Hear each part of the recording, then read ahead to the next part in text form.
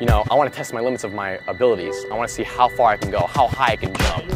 The words on their shirts say DAFT Freerunning. DAFT stands for Jason RC Fernando Tinkham, and that is the two founders' first and last names.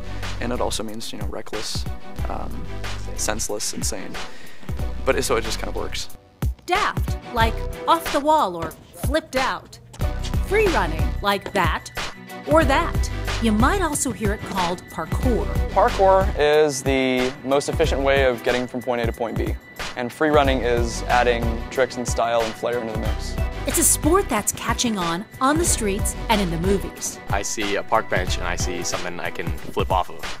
I see a cement block and I can do a vault over it. I see a playground and I see a chance to do a high flip off of. Where you or I see boring brick and concrete in city landscapes, these guys see possibilities. When they go right, I mean, you land it, you stick it. When you freak out in midair, you know, you bail out, you kind of just open your body up, you land on your back, you land on your stomach, it hurts. Which is why these guys aren't just winging it. Eating healthy and exercise and rest is a big part of this. If one of these moves is going to go wrong, they want it to happen here. This is desert tumbling in Glendale. It's nice and soft in the gym, you know, there's pads, there's crash pads, there's mats. You set things up and you learn them there.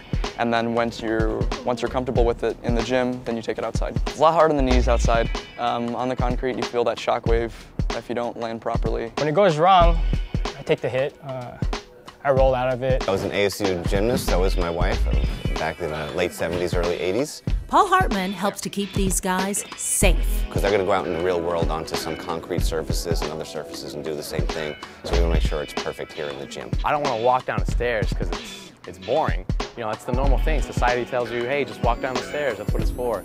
But to us, we can see what other direction can I go to get down those stairs or around those stairs. When you land, sometimes your bones can take a little beating, you can be a little sore the next day.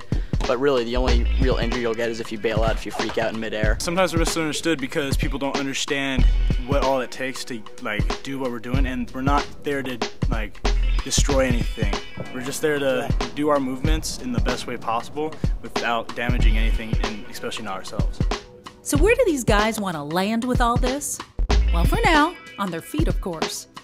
But a couple of these guys admit where they'd like to land is in the movies, as true Hollywood stuntmen.